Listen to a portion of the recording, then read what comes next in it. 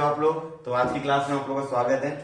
आज हम लोग देखने वाले 1.3, ठीक है। समुच्चय का वन में हमने समुच्चय पार्ट स्टार्ट किया हुआ है, उसका 1.2 और 1.1 और 1.2 हो चुका है प्रश्न संग्रह। अभी हम लोग इस वीडियो में देखने वाले हैं आज की क्लास में 1.3, ठीक है। तो अगर आपने वो दोनों वीडियो नहीं देखा होगा तो जाकर वो दोनों वीडियो देख लेना था, क्योंकि अगर पूरा पार्ट अगर आपको अच्छे से समझना है तो आपको वो दोनों वीडियो एकदम अच्छे से देखना पड़ेगा और उसकी प्रैक्टिस कीजिएगा, ठीक है। तो आज हम शुरू करने वाले हैं। यहाँ पर कुछ मैंने लिख के रखा हुआ है, ये सारी चीजों मैं एक्सप्लेन करूंगा, फिर इसके ऊपर हमारा जो 1.3 प्रश्न संग्रह 1.3 है वो पूरा इसके ऊपर निर्भर है। क्योंकि अगर हमको ये बेसिक चीजें आ जाएंगी तो हम लोग 1.3 जो है वो एकदम आसानी से एकदम जल्दी जल्दी कर लेंगे, ठीक है। सही है ना। किसी भी चीज को एकदम अच्छे से समझना है तो उसका एकदम बेस आपका क्लियर होना चाहिए, उसका जो छोटी छोटी चीज है वो आपको मालूमात होनी चाहिए। और जो छोटी छोटी चीज मालूमात नहीं रहेगी तो आप क्या हो जाएगा, अटक जाओगे। इसलिए हम लोग ये सारी चीजें पहले देख लेते हैं, फिर हम लोग हमारा प्रश्न संग्रह शुरू करेंगे। क्या है तो मैं एक के बाद एक आपको बता दूंगा। यहाँ पर मैंने लिख के रखा हुआ वेन आकृति है, उप समुच्चय है, विश्व समुच्चय, और यहाँ पर मैंने पूरा समुच्चय लिख के रखा हुआ है, ठीक है। तो चलो हम लोग देख लेते हैं वेन आकृति क्या होती है। तो भाई वेन आकृति मतलब जब समुच्चय के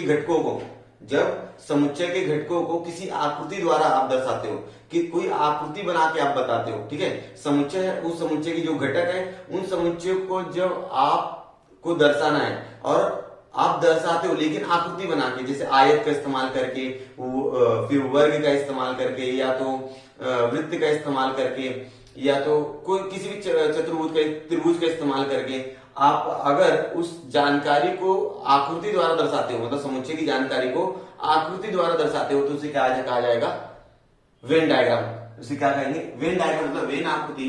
और देख लेते हैं समुच्चय को प्रदर्शित करने के लिए सर्वप्रथम बंदिस्त आकृति मतलब बच्चों होता है बंद आकृति। जैसे त्रिभुज, ये क्या है, बंद आकृति है। चतुर्भुज, ये क्या है, बंद आकृति। इसको क्लोज्ड फिगर कहा जाता है, इंग्लिश में क्या कहा जाता है, क्लोज फिगर कहा जाता है। जैसे अगर मैं इसकी बात करूं तो बंद आकृति है क्या, नहीं, क्योंकि यहाँ पर एक साइड क्या है, इसका ओपन है।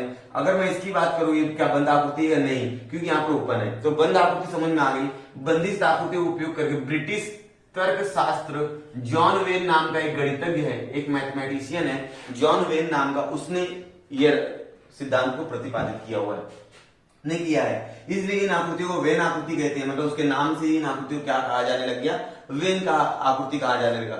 और मोस्ट ऑफ आप लोग देखते हो ना, साइंस में अगर या गणित में किसी भी चीज को खोजने वाले खोजा जाता है तो उस सिद्धांत को या उस नियम को उसके वैज्ञानिक के नाम पे ही रख दिया जाता है, या साइंटिस्ट के नाम पे रख दिया जाता है, या तो वो जो मैथमेटिशियन या गणितज्ञ उसके नाम पे ही रख दिया जाता है। तो यहाँ पर इसकी खोज जॉन वेन ने की थी, ब्रिटिश का रहने वाला था, इसलिए इस आकृति को वेन आकृति कहा जाता है। इसके लिए मुख्य रूप से आयत और वृत्त, मतलब मुख्य रूप से आयत और वृत्त का इस्तेमाल किया जाता है। जैसे आप त्रिभुज का भी इस्तेमाल कर सकते हो, आप चतुर्भुज का भी इस्तेमाल कर सकते हो, आप षष्ठकोण का भी इस्तेमाल कर सकते हो, पंचभुजी रचना का भी इस्तेमाल कर सकते हो।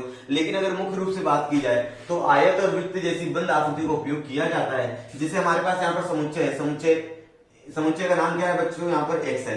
समुच्चय का नाम हमारे पास x है और ये समुच्चय क्या है, घटक है, ए बी सी डी, एक है समुच्चय घटक है। तो मैंने एक आयत बनाया, ठीक है, और वहां पर ए बी सी डी क्या दिए, घटक दे दिए मैंने, और x क्या है, समुच्चय का नाम है। और समुच्चय का नाम हमको ये तो कैपिटल लेटर से लिख के दिखाना पड़ता है। उस आकृति के अंदर समुच्चय का नाम आपको कैपिटल अक्षर द्वारा लिख के बताना पड़ेगा, तभी आपको एग्जामिनर को मालूम पड़ेगा हाँ इस समुच्चय का नाम क्या है, ठीक है। जैसे मेरे पास दूसरा अगर उदाहरण मैं लूं तो मेरे पास समुच्चय y है, 1 3 5 7 9 और 11, ये मेरे पास क्या है, घटक है। और मैंने इसको क्या बना दिया, वृत्त। ये पूरा का पूरा वृत्त नहीं दिख रहा होगा क्योंकि मैंने गोला प्रकार से नहीं बनाया हुआ है।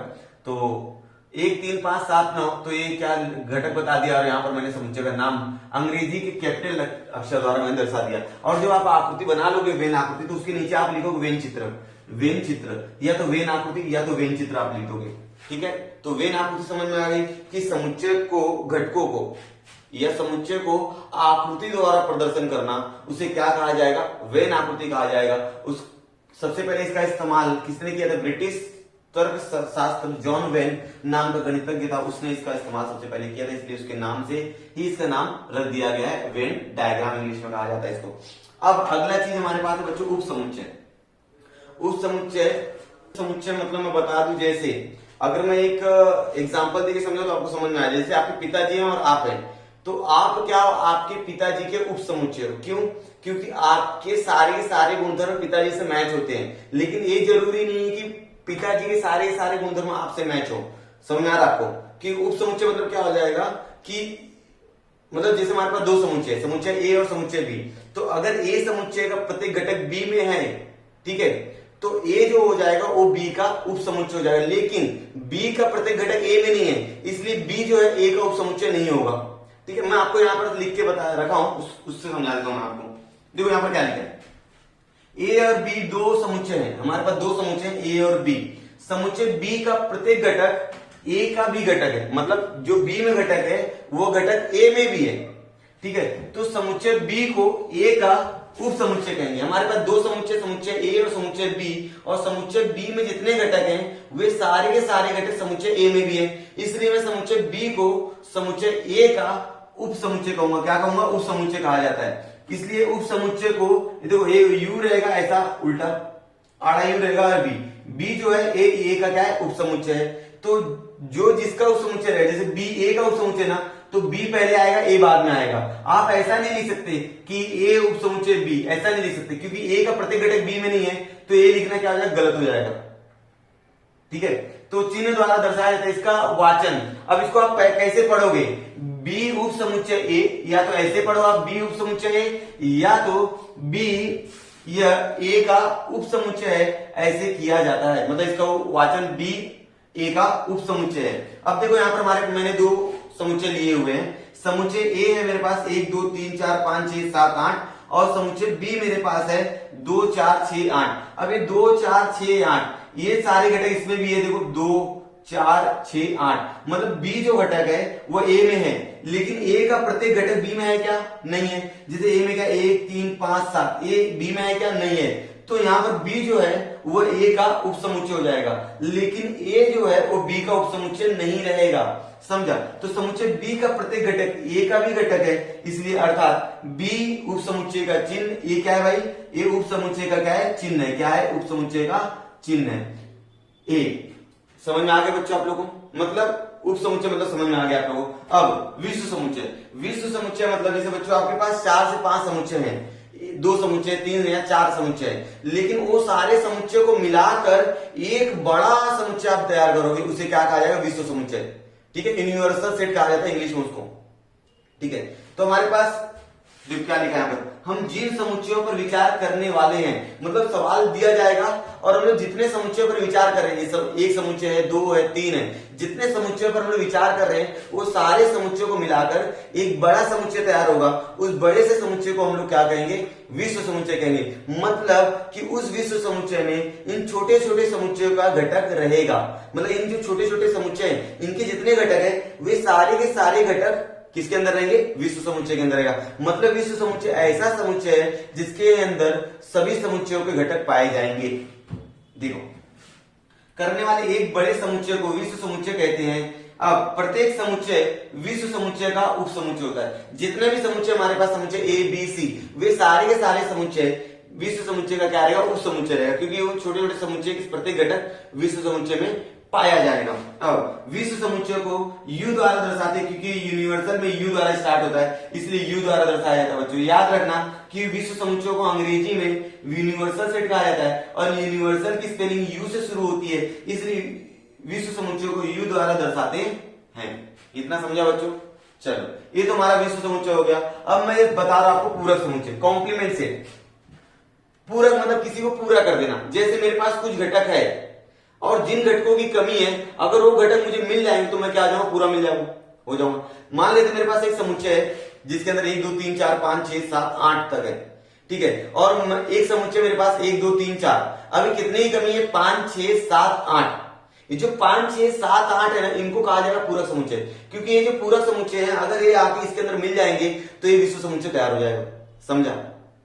बराबर? चलो, मान लीजिए यू मतलब यूनिवर्सल सेट। अच्छा, पूरक समुच्चय कॉम्प्लीमेंट सेट कहते हैं। मान लीजिए यू ये विश्व समुच्चय है। आप मान लो आपके पास एक विश्व समुच्चय यू है, बी उप समुच्चय यू, मतलब आपको मालूम जितने भी समुच्चय हैं वे सारे के सारे समुच्चय विश्व समुच्चय क्या है? पूरक समुच्चय है। बराबर? तो समुच्चय बी में शामिल नहीं होते। मतलब हमारे पास एक समुच्चय है बी, एक यूनिवर्सल सेट है और एक बी समुच्चय है। बी में जितने घटक है और कुछ ऐसे घटक है जो बी में नहीं है, जो बी में शामिल नहीं है, बी में शामिल नहीं होने वाले, परंतु परंतु वो सारे घटक ए में रहेंगे, विश्व समुच्चय में रहेगा, यू में रहेगा। विश्व समुच्चय यू में समाविष्ट होने वाले घटकों को समुच्चय बी का पूरक समुच्चय कहते हैं।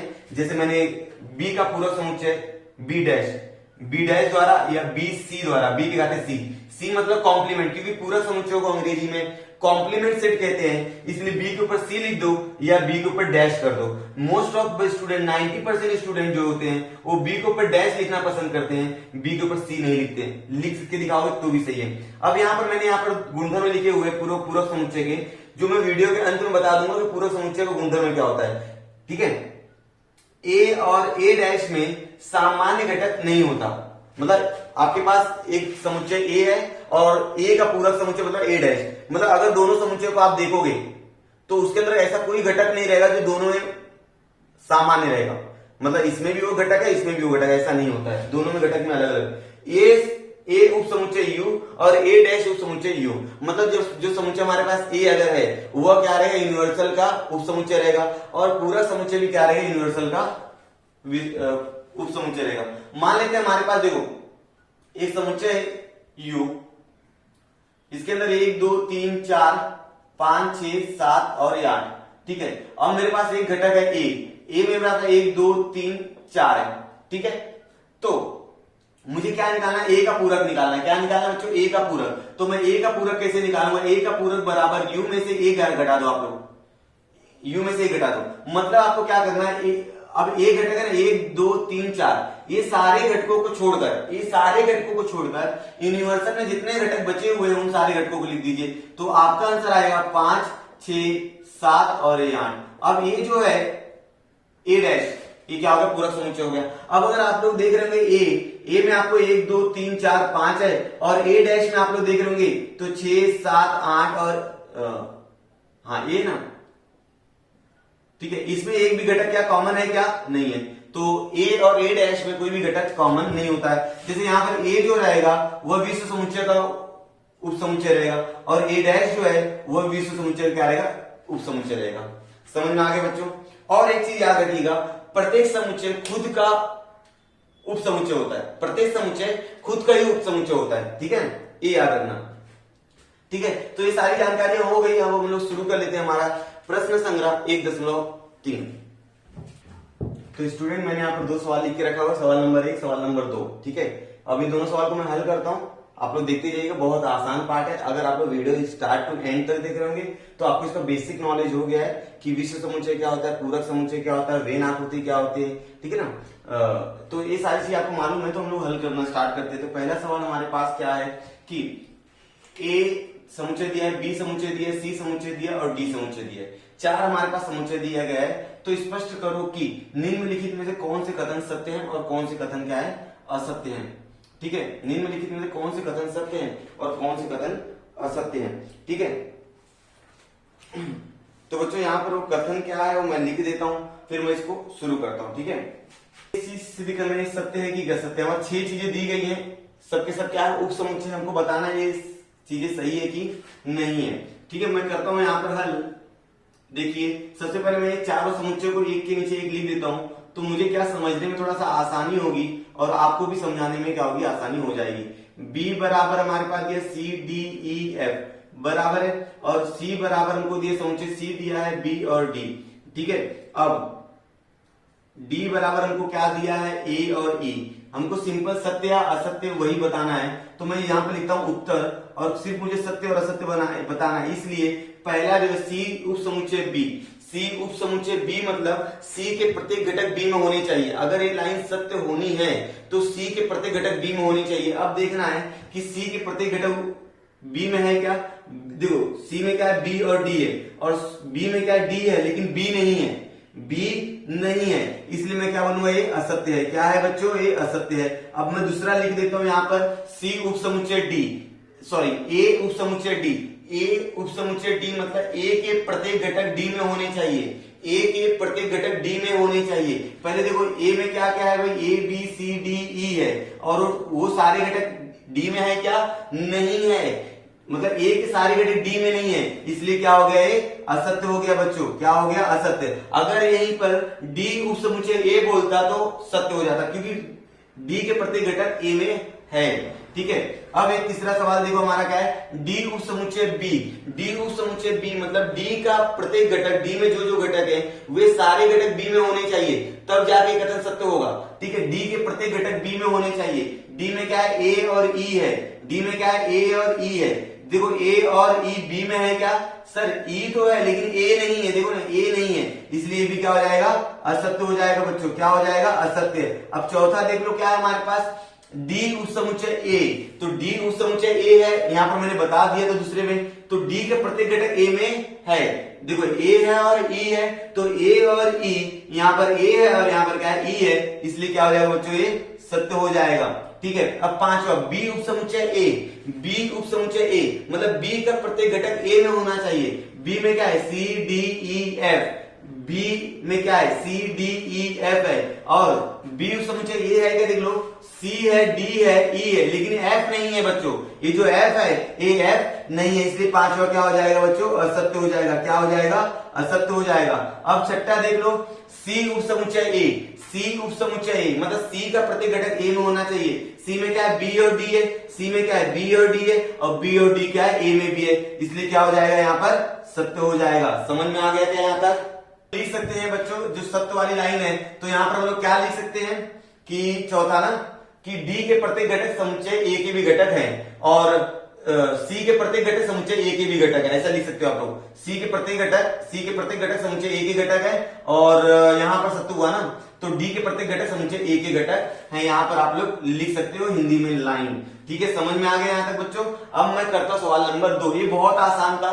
ठीक है, अगर आपको उप समुच्चय का कंसेप्ट क्लियर होगा, अगर उप समुच्चय मतलब क्या होता है वो आपको मालूम होगा, तो आपको ये सवाल समझा होगा। अब करते हैं हम लोग सवाल नंबर 2। क्या है सवाल नंबर 2, 1 से 20 तक संख्याओं का विश्व समुच्चय लेना है। ठीक है, 1 से लेकर 20 तक की संख्याओं का उप समुच्चय लेकर एक्स और वाई को वेन चित्र में दर्शाओ। एक्स और वाई को क्या करना, हमको वेन आकृति में दर्शाना है। कर लेता हूं मैं हल। तो मुझे क्या करना है, यू बनाना है। यू मतलब यूनिवर्सल सेट, मतलब यहां पर मैं लिख सकता हूं विश्व समुच्चय। बच्चों क्या लिख सकता हूं मैं, विश्व समुच्चय। क्या लिख सकता हूं, विश्व समुच्चय। विश्व समुच्चय यू बराबर हो जाएगा बच्चों क्या, 1 2 3 4 5 10 तक 20 तक डालेंगे, 6 7 8 9 10 11 12 13 14 15 16 17 18 19 और 20। तो ये बच्चों मैंने यहाँ पर u लिख दिया है। u क्या है मेरा, 1 से लेकर 20 तक की संख्याओं का समुच्चय है। ठीक है, अब मैंने यहाँ पर x और y लिखा नहीं है, तो मैं पहले x और y लिख लेता हूँ। यहाँ पर x लिख के रखा है, यहाँ पर y। थोड़ा सा मुझे मालूम है, थोड़ा सा गर्दी ज्यादा होगी वहां पर, लेकिन आप समझ जाएंगे, नीचे क्वेश्चन चल भी रहा होगा, उसको देख लेना तो आपको समझ जाएगा। अब देखो x में क्या है, x सच दैट x जो है वो बिलोंग करता है नेचुरल नंबर को, लेकिन जो x है वो 7 से बड़ा और 15 से क्या है, छोटा है। तो मैं इनका पहले क्या लिखता हूं, सूची पद्धति लिख देता हूं। क्या लिख देता हूं बच्चों, मैं सूची पद्धति। ठीक है ना, क्योंकि आपको अगर किसी भी समुच्चय को अगर वेन आकृति में दर्शाना है तो सबसे पहले समुच्चय आपका सूची पद्धति में होना चाहिए। ठीक है, आप गुणवर्णन विधि को वेन आकृति में नहीं दर्शा सकते। तो जो भी सवाल है या समुच्चय है उसको सबसे पहले सूची पद्धति में बदली करो, अगर वो गुणवर्णन विधि में है तो। ठीक है, तो x such that x n जो है वो 7 से, मतलब जो नंबर है मेरा वो 7 से बड़ा और 15 छोटा है, तो मेरा x हो जाएगा 7 से बड़ा मतलब 8 9 10 11 12 13 14 15 छोटा की बात किया तो ये आएगा आंसर। और y में क्या आ जाएगा बच्चों, ध्यान देंगे क्या बोला, y such that y belong करता है नेचुरल नंबर को, मतलब नेचुरल नंबर जो होती है प्राकृत संख्या 1 से शुरू होती है, 1 से 20 के मध्य आने वाली अभाज्य संख्या। अभाज्य संख्या मतलब वे संख्याएं बच्चों जो किसी के पहाड़े में नहीं आती हैं, जो सिर्फ खुद के पहाड़े में आएंगे, उसे क्या कहा जाता है, अभाज्य संख्या कहा जाती है। तो अभाज्य संख्या शुरू होती है हमारी 2 3, फिर क्या हो जाएगा 5, फिर 7, फिर 11 13, फिर क्या आ जाएगा बच्चों, और बोलिए मुझे, और बोलिए 17 और 19। ठीक है, ये हमारा हो गया। ठीक है, अब मुझे इनको क्या करना है, वेन आकृति द्वारा क्या करना है, इसको दर्शाना है। क्या करना है, इसको मैं वेन आकृति द्वारा दर्शा के बताता हूं। मैं वेन चित्र यहां पर लिखेंगे हम लोग, वेन चित्र क्या हो जाएगा बच्चों, देखो मैं यहां पर दर्शा के बता रहा हूं। पहले आप लोग बनाएंगे आयत।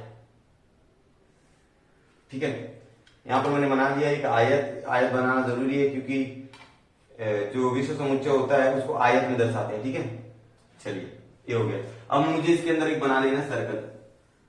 ठीक है, चलो अब ध्यान देंगे।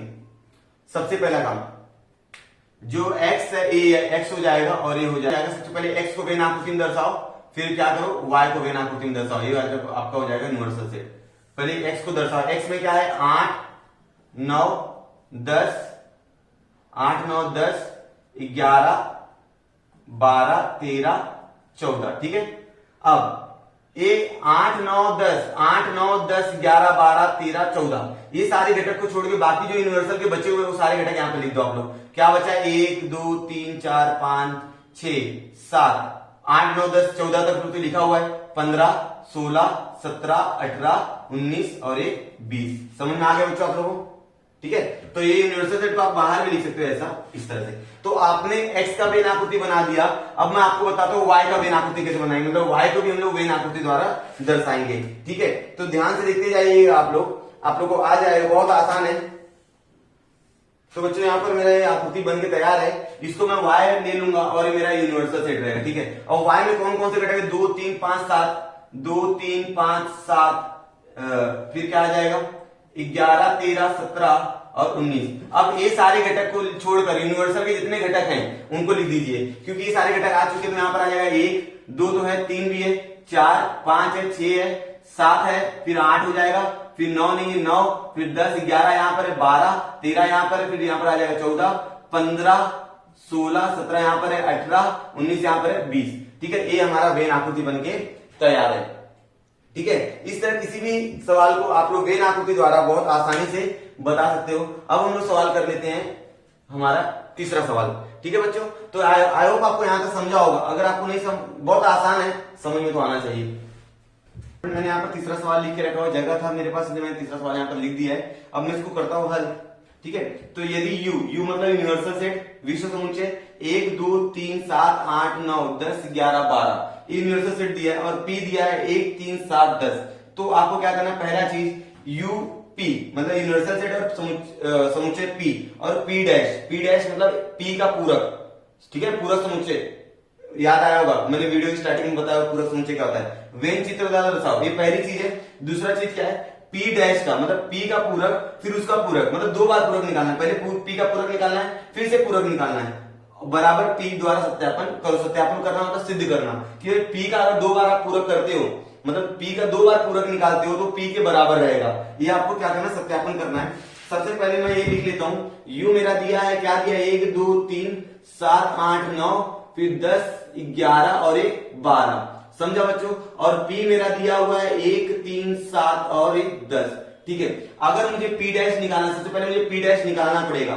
p डैश निकालने के लिए बच्चों क्या है, p डैश p का पूरक मतलब p डैश मतलब ऐसा कि p के सारे घटक छोड़ के विश्व समुच्चय के घटक लिख डालो। मतलब इस p में जो है ना 1 3 7 10, तो आपको p के डैश में वो 1 3 7 10 नहीं लिखना है, आपको 1 3 7 10 छोड़ के बाकी सारा लिख दो। मतलब u माइनस होता है p, तो क्या आ जाएगा बच्चों, तो हमारा आ जाएगा 2 2 8 9 फिर 11 फिर 12।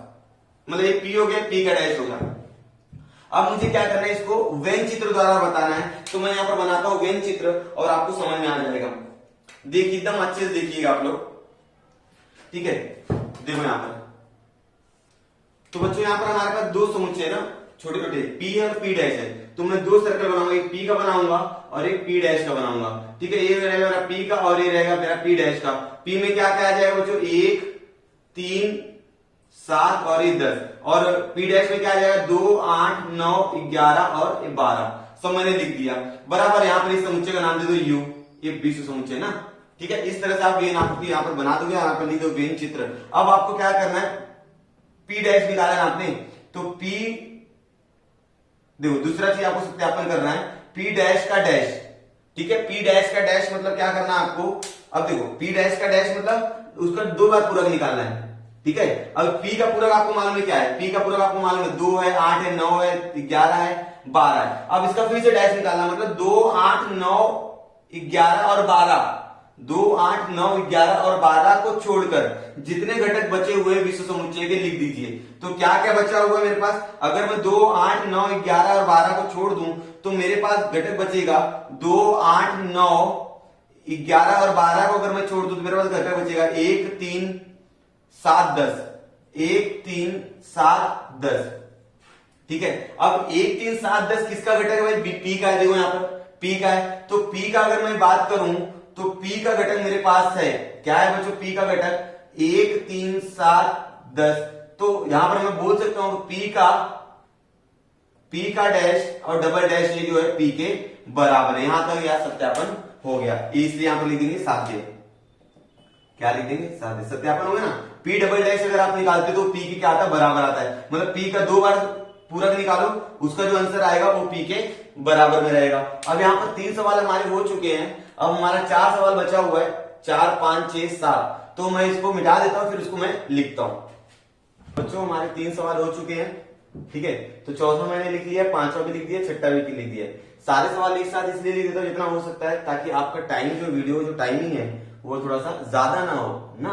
अगर मैं एक एक करके लिखूंगा तो मुझे भी थोड़ा प्रॉब्लम होगी लिखने में बार बार, और टाइम भी बहुत ज्यादा चला जाएगा। तो इसलिए मैं क्या करता हूँ, जितना हो सकता है उतना मैं लिख, और मुझे अंदाजा लग जाता है कि इस सवाल को हल करने में कितना जगह चाहिए। ठीक है, चलिए तो हम लोग हल करते हैं इसको।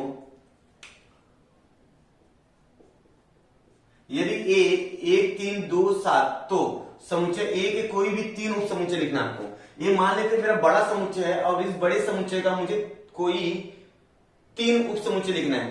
ठीक है, 3 उप समुच्चय मतलब वो समुच्चय में ये सारे समुच्चय मिलेंगे। जैसे पहला समुच्चय अगर मैं लिख दूं तो रिक्त समुच्चय जो होता है वह सभी समुच्चय का क्या होता है?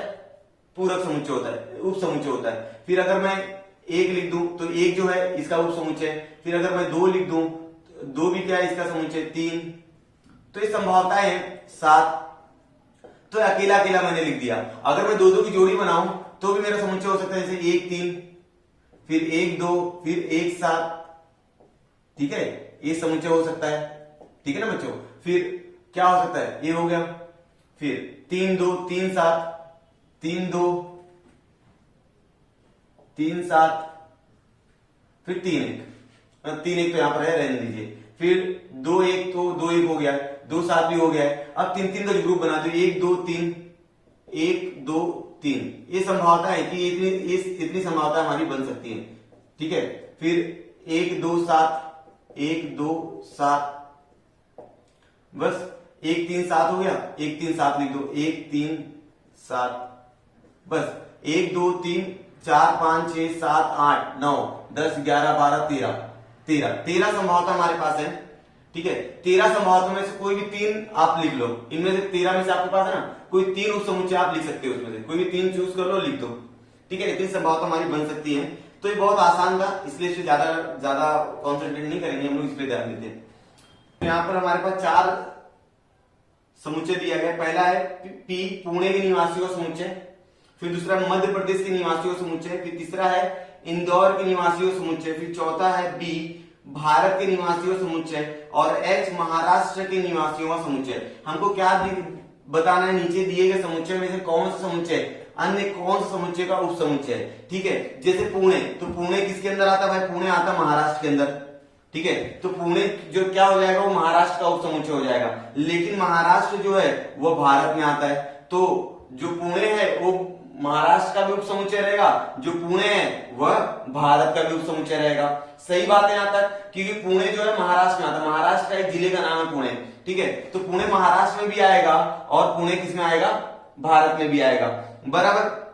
और अब बात करें इंदौर, देखो यहाँ पर इंदौर जो है वो मध्य प्रदेश में है, तो इंदौर जो है मध्य प्रदेश में भी आ जाएगा। इंदौर जो है वो मध्य प्रदेश का भी उप समुच्चय रहेगा, और इंदौर भारत में आता है, इसलिए इंदौर भारत का भी उप समुच्चय रहेगा।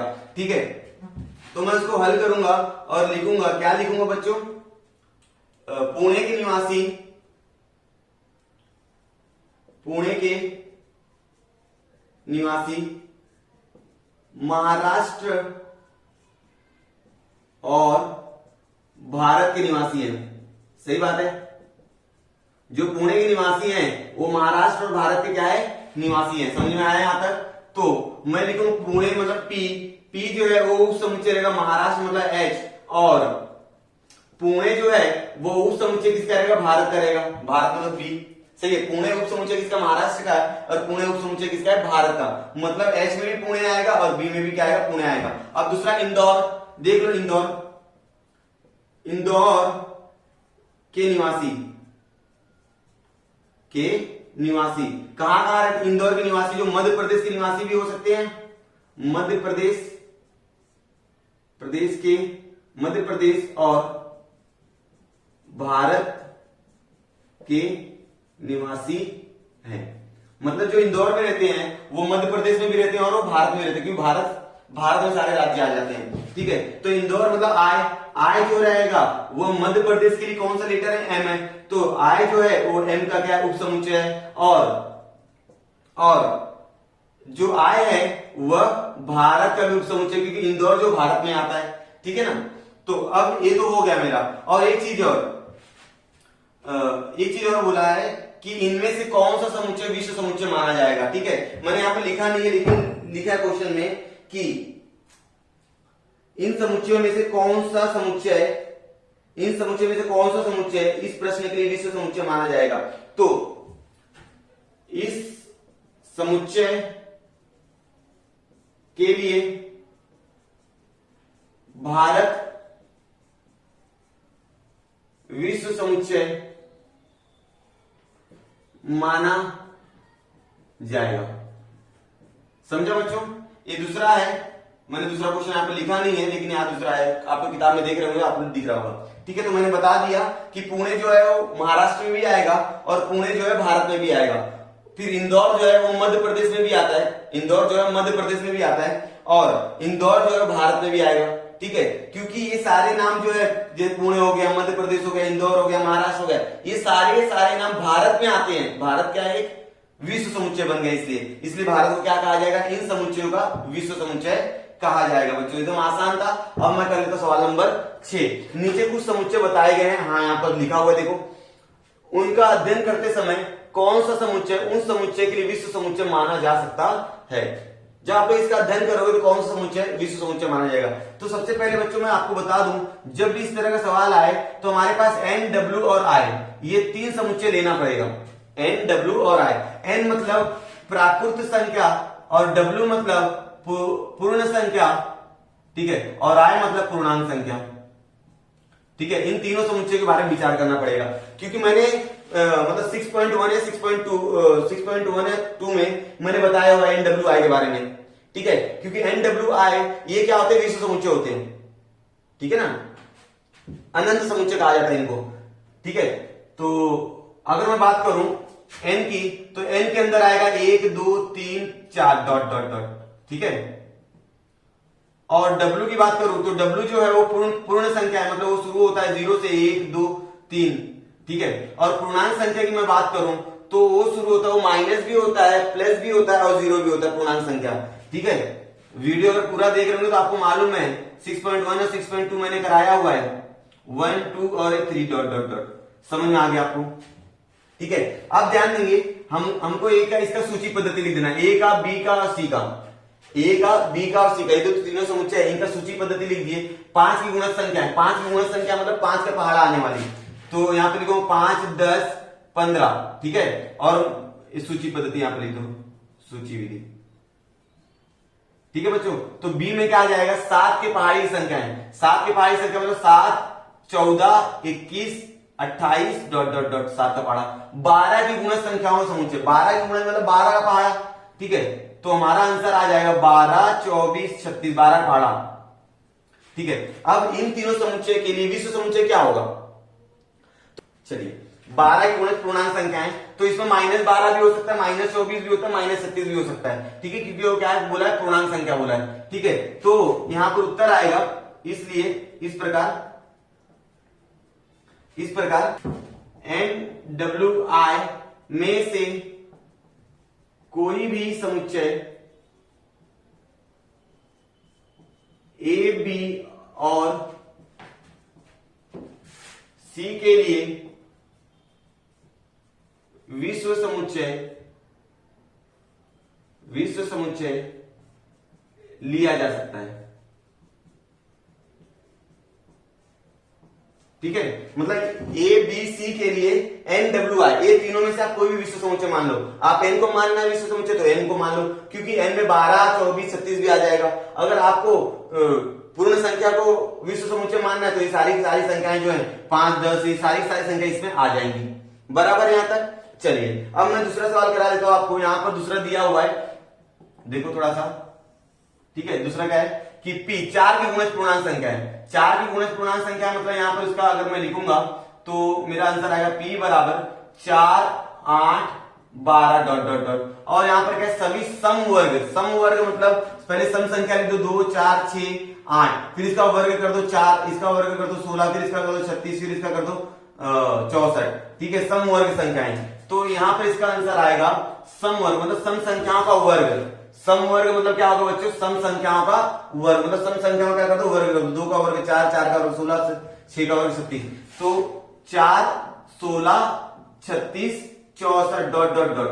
तो अभी ये जो संख्याएं 4 है, 8 है, 12, ये सारी संख्याएं भी, इसका भी आंसर क्या रहेगा, यही रहेगा। मतलब यहां पर हम लोग लिखेंगे, यहां पर क्या लिखेंगे हम लोग, एक लाइन लिखेंगे। इस प्रकार NWI में से कोई भी समुच्चय P और T के लिए विश्व समुच्चय लिया जा सकता है। मतलब NWI में से कोई भी एक समुच्चय P और T के लिए आप विश्व समुच्चय मान सकते हो, क्योंकि ये सारी संख्याएं जो है 4 है, 8 है, 12 है, 4, 16, 36, ये सारी संख्याएं ये तीनों संख्याओं में आ जाएंगी।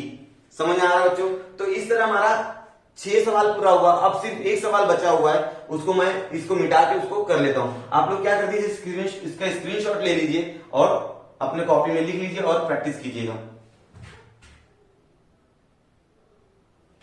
तो बच्चों ये हमारा आखिरी सवाल है इस प्रश्न संग्रह का। 6 सवाल तो हो चुका है, ये आखिरी सवाल करें तो बहुत आसान है। क्या बोला है, कक्षा के सभी विद्यार्थियों को विश्व समुच्चय मानते हैं। मतलब हमारी कक्षा में जितने विद्यार्थी हैं उनको सबको क्या मान लेते हैं, विश्व समुच्चय मान लेते हैं। यदि गणित में 50% से अधिक अंक पाने वाले विद्यार्थी के समुच्चय को ए मानते हैं। मतलब समुच्चय ए जो है वह 50% से ज्यादा अंक पाने वाले विद्यार्थियों का समुच्चय। गणित विषय में 50% से ज्यादा अंक पाने वाले विद्यार्थियों के समुच्चय को क्या नाम देना, हमको ए नाम देना है। तो ए का पूरक मतलब ए डैश समुच्चय लिखो, मतलब ए का पूरक लिखना है। तो अभी आपको मालूम है कि पहली से लेकर 10वीं तक गणित जो है वो अनिवार्य सब्जेक्ट मतलब कंपलसरी सब्जेक्ट है। आप 10वीं तक आपको गणित पढ़ना ही पढ़ना है। उसके बाद जब 11वीं 12वीं में आप जाते हो तो उसके बाद आपके ऊपर चॉइस है कि आपको गणित लेना है कि नहीं लेना है। तो क्या लिखेंगे हम लोग, गणित अनिवार्य सब्जेक्ट है, गणित अनिवार्य विषय है, ठीक है। चलो तो हम लोग ए लिखेंगे, ए बराबर गणित विषय में 50% से अधिक अंक पाने वाले विद्यार्थी।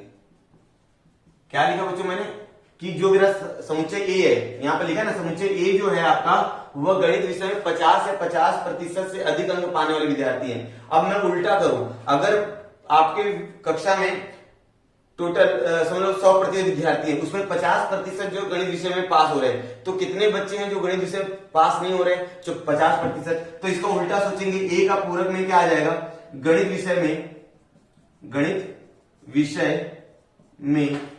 50% से कम अंक पाने वाले विद्यार्थी, ठीक है। पूरक में मतलब क्या होता है, उल्टा सोचना रहता है। पूरक में क्या करना रहता है, आपको उल्टा सोचना रहता है। जैसे ए में पास हो गए तो इसमें क्या रहेंगे, फेल रहेंगे, ठीक है। ये पूरक हो गया। तो इस प्रकार हमारा प्रश्न संग्रह पूरा हुआ और आई होप आपको पूरा वीडियो समझा होगा। अगर आपको समझा है तो आपको क्या करना, अपने दोस्तों के साथ इस वीडियो को ज्यादा से ज्यादा शेयर करो और लाइक कर दो, ठीक है। हम लोग मिलते हैं नेक्स्ट वीडियो में नए प्रश्न संग्रह के साथ।